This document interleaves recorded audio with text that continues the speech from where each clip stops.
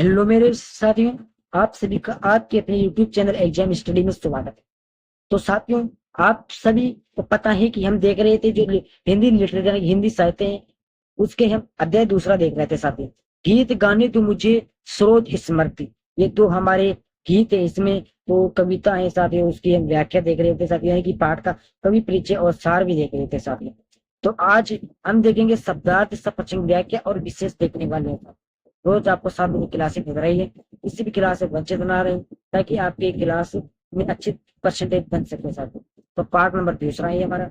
तो शुरू करते हैं हमारी क्लास शुरू करने से पहले आपसे एक छोटी सी वित्तीय साथियों कि इस वीडियो यानी कि इस क्लास को ज्यादा से ज्यादा शेयर करें, लाइक करें और कमेंट भी करना है कि आपको क्लास किस प्रकार से आपकी कैसी लगी है साथियों। और एग्जाम स्टडी चैनल को सब्सक्राइब करें ताकि आपकी किसी भी क्लास से आपको वंचित ना रहे साथियों। तो शुरू करते हैं हमारी आज की क्लास को। तो थोड़ा बहुत सार देख रह गया था हमारा, तो सार देख लेते हैं सबसे पहले कविता का सार। तो देखो, गीत गाने तो मुझे इसका देखेंगे सबसे पहले हम। गीत गाने तो मुझे कविता में निराला ने ऐसे समय की ओर इशारा किया है जिसमें चोट खाते खाते संघर्ष करते करते होश वालों की होश खो गई, यानी जीवन जीना आसान न रह गए। आज के इस जमाने में यानी कि जो गीत गाने तो मुझे इस कविता में यह बताया गया है कि आज के इस जमाने में जीवन जीना बहुत कठिन हो गया है, आसान नहीं है। कोई ठोकर खा रहा है, कोई संघर्ष कर रहा है, लेकिन उनके भी कोई होश ठिकाने नहीं है साथ। फिर वो असफल होते हैं, कोई व्यक्ति को सफल हो जाते हैं, ये बताना चाहता है। जो कुछ मूल्यवान था वह लुट रहा है, जो मूल्यवान वस्तुएं चीजें हैं वो लुट रहा है सारी। पूरा संसार हार मानकर जहर से भर गया है, जहर से भरना, हारना कि टूट जाना, पूरी तरह से टूट गया है साथ में। पूरी मानवता हाँ हाँ हाकार कर रही है। लगता है मानो पृथ्वी की लो बूझ गई, मनुष्य में जिज्ञासा खत्म हो गई, मनुष्य में जीने की क्षमता खत्म हो चुकी है। इसी दो को जगाने की कवि कर रहे हैं कि और वेदना पीड़ा को छिपाने के लिए, उसे रोकने के लिए गीत गाना चाहता है। निराशा में आशा का संचार कर रहा है। दूसरा हमारे इस सरोज स्मृति तो देखें, कविता निराला जी की दिव्यंगत पुत्री सरोज पर केंद्रित है साथियों। यह कविता नौजवान बेटी के दिवंगत होने पर पिता का विलाप है। पिता के इस विलाप में कवि को कभी शकुंतला की याद आती है, कभी अपनी स्वर्गीय पत्नी की याद आती है।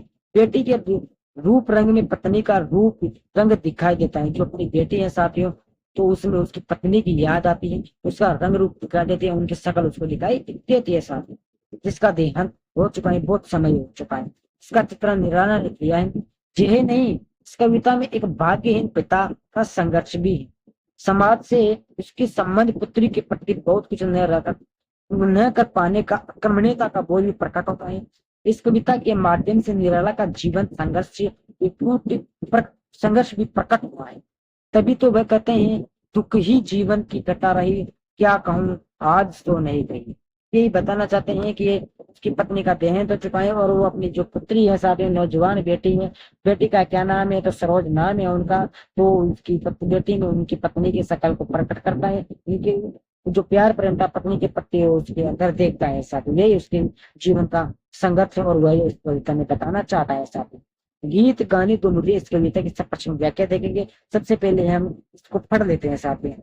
तो देखो, गीत गाने दो मुझे वेदना को रोकने दो। क्या है? गीत गाने दो मुझे वेदना को रोकने दो। वेदना, दुख, वेदना क्या है?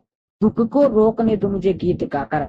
चोट खाकर राह चलते हैं, होश के भी होश छूटे। हाथ हाथ जो पाते थे तग ठाकुरों ने ला, रात लूटे कंठ रुकता जा रहा है, आ रहा काल देखो। अब इसका शब्दार्थ देखेंगे सबसे पहले साथी। तो देखो, वेदना इनकी पीड़ा, दुख, राह, रास्ता, पाते हैं संबल, सहारा, कंठ, गला, प्रथा, पृथ्वी, ठाकुर, मालिक, स्वामी, ये शब्दार्थ है। अब देखेंगे इसकी सबसे पहले प्रसंग देखेंगे। प्रस्तुत काव्य श्रीकांत त्रिपाठी निराला द्वारा रचित कविता गीत गाने तो मुझे से अवृत किया गया है। इस कविता में कवि ने ऐसे समय की ओर इशारा किया है जिसमें चोट खाते खाते संघर्ष करते करते होश वालों के होश हो गए हैं, यानी जीवन जीना आसान नहीं रह गया। कवि इस कविता के माध्यम से निराशा में आशा का संचार करता है साथियों। इसके बारे में आपको सार में समझा दिया गया हूँ। ओके साथियों, सब देखेंगे, इसकी व्याख्या देखेंगे सबसे पहले। तो देखो, कवि कहता है कि वेदना को रोकने के लिए मुझे गीत गाने दो। कवि कहता है कि मुझे पीड़ा को रोकने के लिए गीत गाने दो, मुझे कोई मत रोको। जीवन में चोट खाते खाते और संघर्ष करते करते होश वालों ने भी होश छूट गए, यानी कि जो जीवन में अपने संघर्ष कर रहे हैं और चोट खा रहे हैं, और होश करने वालों की भी होश छूट गए, होश टूट गए साथिया। यानी अब जीवन जीना आसान नहीं रह गया है। जो कुछ मूल्यवान था वह लुट रहा है, यानी कि जो कुछ मूल्य वस्तुएं चीजें थी, कुछ जीवन था, वो भी अब लुट रहा है। जो कुछ भी लोगों के पास था उसे ठगो लुटेरों ने रात को अंधकार में लूट लिया है। कंठ की आवाज बनती होती जा रही है, जो अपने गले की आवाज है वो बंद होती जा रही है, बोल नहीं पड़ रही है। देखो काल आ रहा है, ओके सर, काल यानी मृत्यु आ रही है। भाव है कि संसार की दशा ये हो गई है, ये भी यहाँ जीवन जीना कठिन हो गया। जीवन की कठिनाइयों का सामना करते हुए लोग किंग तो मुड हो गए हैं। जीवन में जो कुछ भी मूल्यवान था वो लुटता जा रहा है। लोग कुछ कह नहीं पा रहे हैं। दशा में कविता ही लोगों की व्यथा को रोक सकती है, जिसमें चेतना जगा रहती है। चेतना यानी उसमें आशा जगा सकती है। साथ में कविता ये अपने संघर्ष जीवन के बारे में बताना चाहता है। विशेष देखेंगे, कवि निराशा के वातावरण में आशा की दो जगाना चाहता है, आशा की चमक जगाना चाहता है। ठग ठाकुरों शोषक वर्ग के प्रतीक है, किसके? शोषक वर्ग के। गीत गाने तथा ठग ठाकुरों अनुप्रकाश अलंकार है। ढाटे शब्द को मानवीय मूल्यों के रूप में चित्रित किया गया है। सरल भाषा और सुबोध एवं प्रवाह अमेरिका चित्रित किया गया है। साथ दूसरा है साथियों, भर गया है जहर से संसार जैसे हार खाकर, देखते हैं लोग लोगों को सही पीछे में पाकर। बुझ गई है दो प्रथा की जल उको फिर खींचने की। प्रसंग देखेंगे इसमें भी। प्रस्तुत किया गया हमारी पाठ्य अंतरा भाग 2 में संकलित कविता गीत गाने को मुझे से अवरुद्ध किया गया। इस कविता में रचयिता सूर्यकांत त्रिपाठी निराला है। कवि ने इन पंक्तियों में संसार की भयावह स्थिति का वर्णन किया है। लगता है पूरी मानवता हाहाकार कर रही है। लोगों की जिजीविसा खत्म हो गई है। साथी लोगों में जीने की जिज्ञासा खत्म होती जा रही है। यही कविता में बताना चाहता है साथियों, और कुछ भी नहीं। समझ में आ रहा है ना साथियों? का न आ रहा हो तो कमेंट बॉक्स में बताएं, ताकि मैं और अच्छे से तैयारी करके सभी की क्लास दूं साथ। तो देखो व्याख्या देंगे। कवि कहना चाहता है कि पूरा संसार हार मानकर जहर से भर गया है। मनुष्य को उसकी सही पहचान नहीं मिल रही। लोग एक दूसरे को अपरिचित निगाहों से देख रहे हैं, अर्थात पूरी मानवता हार मान चुकी है। यानी कि पूरे जो मानव है वो हार मान चुके हैं। लोगों की जीने की इच्छा मर चुकी है। लोगों का सौहार्द समाप्त हो चुका है। सौहार्द पृथ्वी की वो बुझ गई है, यानी कि चमक बुझ गई है। इसे पुनः जगाने की आवश्यकता है साथ। इसके लिए कवि लोगों का आह्वान करता है, ओके, इस बुझती हुई लो को पुनः जगाने के लिए तुम जल उठो, अर्थात संसार की विसंगतियों को दूर करने के लिए संघर्ष जाओ। तुम इस प्रकार जलो कि तुम्हारे तेज से यह धरा आलोकित हो जाए। क्लियर हो सके? आया ना समझ में? बहुत सरल और सीधा सी व्याख्या है साथ। विशेष है कि उद्बोधनात्मक गीत है। कौन सा? उद्बोधनात्मक गीत है। कवि निराश में आशा का संचार करना चाहता है। जो लोग निराश हो चुके हैं उनमें चमक जगाना चाहता है आशा के साथ। भर गया है जैसे हार खाकर में उपमा अलंकार है। तो लोगों में अनुप्रकाश अलंकार है। शब्द प्रयोग अत्यंत सटीक है, बहुत सरल है।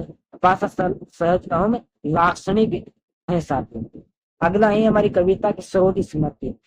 तो इसको भी हम पढ़ लेते हैं साथ। तो देखो, देखा विवाह आमूल नवल, तुझ पर शुभ पड़ा कलश का जल। देखती मुझे तू ऐसे बंद होठों में बिजली पसी बंद। उर में भर झूली छवि सुंदर, प्रिय की असबंद श्रृंगार मुखर।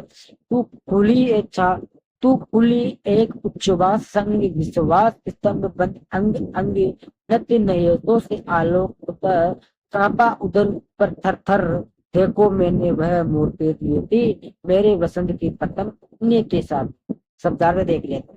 आमूल जड़ तक पूरी तरह, नवल नया, कलश घड़, कलश यानी घड़ या फिर घड़ा, स्पंद धड़कन, पूर्व हृदय, उच्छ्वास ऊपर खींची गई सांस, आह भरना, यानी आह भरना के ऊपर खींची गई सांस लेते हैं ना, उसको क्या कहते हैं? उच्छ्वास कहते हैं। स्पंद हरान, नयन तयन, नतन नयन, झुकी आंखें, आलोक रोशनी या प्रकाश, अदर होठ, दीति प्रयास, पान। प्रसंग देखेंगे साथ में। प्रस्तुत पंक्ति सूर्यकांत त्रिपाठी निराला द्वारा रचित कविता स्रोत स्मृति से आवर्तित है। यानी कि स्रोत स्मृति से ली गई कविता है।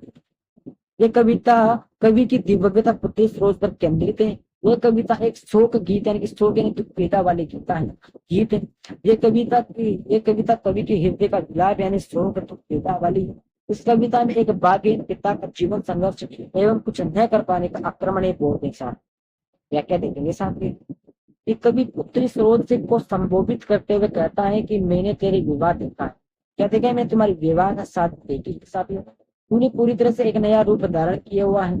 तो जिस किसी का विवाह हो जाता है तो नया रूप धारण कर ले साथ ही। राजस्थानी लहंगा, राजस्थानी लुगड़ी, इस चौंदड़ी इस प्रकार से धारण कर लेते नया रूप हो जाता है। तुझ पर पवित्र कलश का शुभ जल छिड़का गया, उस समय ये तू मुझे मंद मुस्कुराहट के साथ देख रही थी। कब? जब तेरी शादी हो रही थी, जो मंद यानी कि धीमी मुस्कुराहट से मुझे देख रही, तब ऐसा लगता था कि तेरे होठों में बिजली की चमक फंसी हुई है। इस समय तेरे हृदय में प्रिय पति की छवि छूट रही थी। मेरे हृदय में जो पत्नी थे, तेरा धर्म पति या धर्म पत्नी पत्नी की चमक शरीर में छूट रही थी। ये बात शब्दों में नहीं, श्रृंगार यानी श्रृंगार में मुखारित हो रही थी। तुम्हारा रूप सौंदर्य एवं उच्चावास की तरह विकसित होकर अंग प्रत्यंग में स्थिर हो गया था साथी। दिल को सरल हो जाते हैं, बस समझ में आना चाहिए एक बार। ये पति के प्रति तुम्हारे प्रगाढ़ प्यार तथा अचल विश्वास का प्रतीक था। लज्जा व संकोच में झुकी हुई तुम्हारी आंखों में एक नया प्रकाश उभर आया। सौंदर्य का वह प्रकाश आंखों से उतरकर तुम्हारी होठों पर आ गया। इस प्रकार तुम्हारे अधरों में एक सौभावनी कंपन हो उठा है। उस समय मैंने देखा कि मैंने मेरे प्रथम गीति की प्यास पसंद मूर्ति थे तो ये साथी मेरी मूर्ति में साकार ओटी है। जब मैंने देखा तुम्हारी शादी हो गई थी साथी, तो मैंने अपना मेरा जीवन मंगलमय हो चुका था साथी। इसलिए ये बताना चाहता कभी कुछ भी नहीं है, विशेष है कि स्मृति बिंब में साकार हो उठा। नतन नयन में अनुप्रकाश अलंकार है, मूर्ति धीमे में मानवीय करण, अंग अंग थर थर थर में पुनरुक्ति प्रकाश अलंकार। संस्कृत कनिष्ठ शब्दावली का प्रयोग है। कविता छंद बंधन से मुक्त यानी कि छंद नहीं है साथ में इसमें। अगली कविता है फिर हमारे पास है कि श्रृंगार रही जो निराकार रस कविता में उच्च वंचित थार, गाया सर्वगिया प्रिया संग भरता प्राणों में राग ढंगे, रूप रति रूप प्राप्त कर रहा वही आकाश बदल कर बना मई, हो गया ब्याह आत्मीय सौजन कोई ते नहीं आमंत्रण था, भेजा गया विवाह राग बर रहा नमिति दिवस जाग, प्रिय मौन एक संगीत बड़ा नवजीवन के स्तर पर उतरा। शब्दार्थ देखिए सबसे पहले। निराकार जिसका आकार न हो, रति रूप कामदेव की पत्नी रति जैसी सुंदर, मई धरती, निशी रात, दिवस दिन, मौन चुप्पी चुप रहना। प्रसंग है कि प्रस्तुत पंक्ति के पाठ्य पुस्तिका हमारे अंतरा भाग 2 में संकलित कविता सरोज स्मृति में आवृत्ति ने संकलित। इस कविता में कवि ने पुत्री सरोज के सौंदर्य में अपने पत्नी के रंग रूप की झलक देखी। ओके, विवाह की सादगी का यह भी चित्रण हुआ है। क्या हुआ है देखेंगे आगे, व्याख्या देखेंगे। कवि पुत्री सरोज को संबोधित करते कहता है कि मैंने अपनी कविता में सौंदर्य के जिसे निराकार भाव को अभिव्यक्त किया है, वही भाव तुम्हारे रूप सौंदर्य में साकार हो उठा है। मेरी कविता में रस की जो उच्छ्वासित धारा बह रही थी और जिस प्रकार जिस प्रेम गीत को मैंने अपनी सर्वगीय पत्नी के साथ मिलकर गाया था, वह आज भी मेरे प्राणों में अनुरागपूर्ण उत्साह का संचार करी है। जो मेरे रग रग है उसमें अनुरागपूर्ण उत्साह यानी कि मेरे रगों में बसा हुआ है, संचार करण की दौड़ रही है। ऐसा प्रतीत हो रहा है कि मेरी वे श्रृंगारिक कल्पना आकाश से उतरकर पृथ्वी पर आगे श्रृंगारिक कल्पना बहुत अच्छी नई नई कल्पनाएं आकाश से उतरकर धरती पर आ गई है, यानी कि मन से निकलकर बाहर छलक रही है। यही बताना चाहता हूँ। तुम्हारा विवाह संपन्न हो गया, परंतु इस विवाह में कोई भी आत्मीय व सवजन सम्मिलित नहीं हुआ। ओके, उनको आमंत्रित नहीं किया गया।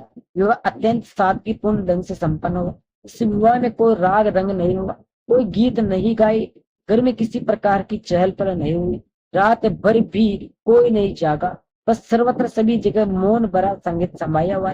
यानी कि रंग रंग नहीं भरना, यानी कि कोई चहल पहल नहीं थी, किसी प्रकार की बात नहीं हो रही थी। ओनली फोर यानी कि सभी जगह पर मौन चुप्पी भरी हुई थी, साथ में कोई संगीत नहीं था। इस प्रकार चुपचाप तुम्हारा नया जीवन प्रारंभ होगा। शादी होने के बाद नया जीवन प्रारंभ हो जाता है। सभी विशेष देखेंगे। निराला जी की कल्पना शक्ति देखते ही बनती। सरोज के सौंदर्य की विशिष्टता को साकार किया गया है। रंग रंग रूपी रूपी में अलप्रकाश अलंकार है। स्मृति बिंब मूर्तिमान होता है। भाषा सत एवं सुबोध है। अगली कविता ही हमारे पास कि माँ की कुल शिक्षा मैंने दी है। पुष्प तेज रेती स्वयं रची, सोचा मन में वह शकुंतला, पर पाठ अन्य यह न टला। कुछ दिन रह ग्रह तू फिर समोद, बेटी नानी की स्नेह गोद, मामा मामी का रहा प्यार, पर जलद धरा को जो अपार, तेई सुगध में नए नए तेरे ही के सदा मस्त जगते, वह लता वही की जहाँ कल। क्योंकि बहुत आगे हैं अभी तो। तू किली स्नेह सहेली पत्नी, पत्नी अंत भी उसी गोद में शरण ली, मिले द्रव महामरण। और कैसा क्यों, आप देखेंगे इसकी व्याख्या।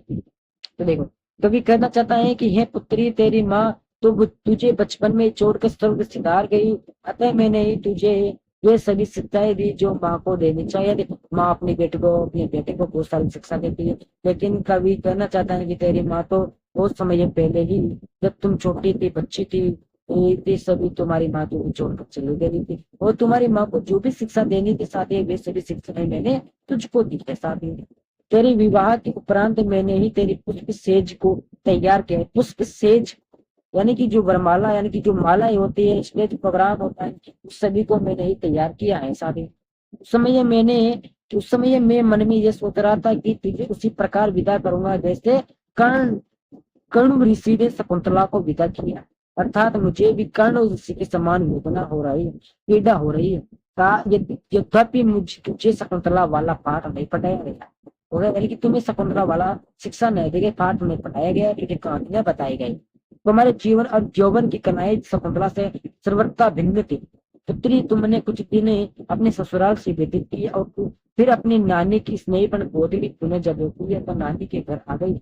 वहां तुझे मामा मम्मी का भरपूर स्नेह प्रेम मिला है। उन्होंने तुझ पर स्नेह की वर्षा की उसी प्रकार की जिस प्रकार बादल धरती पर चल सकते हैं, यानी कि अच्छे तरीके से उसने प्यार प्रेम किया है। तेरे मामा मामी सदा तेरे रक्षक और चिंतक बने रहे, वे सदा तेरे कामों में लगे रहे। मामा मामी, तेरी माँ भी उसी कुल की एक लता थी, जिसमें तू एक कली के रूप में विकसित हुई थी, बाद में सरोज बनकर खिली। तुझे नानी की गोद में पलने का अवसर मिला और जीवन घड़ी में तूने नानी की गोद में शरण ली, वही तूने अपने नेत्र में से माँ प्रयाण किया, यानी कि तुझे नानी की गोद में, यानी कि तू नानी की गोद में ही पली बढ़ी है। साथ वो क्या है, शकुंतला, साथ ही नाम आ जाता है अभी तो, लेकिन तुम शकुंतला है ना, तुम्हारी नानी की गोद में पली बढ़ी है, उनकी अवसर पैदा प्राप्त हुआ है। साथ में बात, छोटी कविता है हमारे पास कि मुझ भाग्यहीन की तू संबल, यानी की बेटी की वो बस बात जब हुई निकल, दुख ही जीवन की कतार है, क्या कहूँ आज जो नहीं कही, हो इसी कर्म पर वज्रपात, यदि धर्म रहे न सदा मात, पर मेरे कार्य फल हो, सृष्ट चित कैसे सकल कन्ने व्रत कर्मों का अर्पण, कर करते में तेरा तर्पण। अब देखेंगे इसकी सब सवेरे क्या क्या देखेंगे, सब पश्चिम का क्या देखने कुछ मतलब नहीं है, आपको नहीं आता है। देखो, कभी अपनी पुत्री सरों से संबोधित करते कहता है कि ये पुत्री, तू मुझे भागीन पिता का एकमात्र सहारा थी। मैंने तेरी स्मृतियों को काफी लंबे समय तक हृदय में संजोए रखा, परंतु अब मैं अत्यधिक व्याकुल हो गया हूँ, अतः उसे प्रकट कर रहा हूँ। मेरा तो सारा जीवन तो में कहानी बनकर रह गया। मैं अपने दुख की कथा को आज कविता के माध्यम से प्रकट कर रहा हूँ, जिसे मैं आज तक नहीं कर पाया। क्लियर हुआ? तो देखो, मेरे कर्म पर वज्रपात हो जाए तब भी मेरा इस प्रकार झुका रहेगा। मैं अपने मानवीय धर्म की रक्षा करता रहूंगा। मैं अपने मार्ग से विचलित नहीं होऊंगा। यदि अपने कर्तव्य और धर्म का पालन करते हुए मेरे समझ से सत्कार्य सीट के कमल धन की बातें नष्ट हो जाएगी, तभी भी मुझे कोई चिंता नहीं है। कभी कभी अपनी इच्छा प्रकट करते हुए कहता है, मैं पुत्री में अपने विगत जीवन के सभी पुण्य कार्यों का फल तुझे अर्पित करता हूँ, तेरा तर्पण कर रहा हूँ, इसी प्रकार तेरा कार्य कर रहा हूँ। यदि मेरे तेरे प्रति श्रद्धांजलि हो तो ये हमारी व्याख्या खत्म हो चुकी। विशेष को देखने का कोई मतलब नहीं है। साथियों, तो साथियों, हिंदी का जो हिंदी साहित्य पार्ट नंबर 2 था वो भी हमने कंप्लीट कर लिया साथियों। तो इसी के साथ हमारा ये पार्ट 2 भी कंप्लीट होता है साथियों। ओके, कल इसके हम प्रश्न उत्तर देख लेंगे साथियों। लगभग हमने 2 पार्ट क्लियर कर चुके, कल हमारे 2 पार्ट क्लियर हो जाएंगे साथियों। तो सभी दोस्तों को जय हिंद, जय भारत।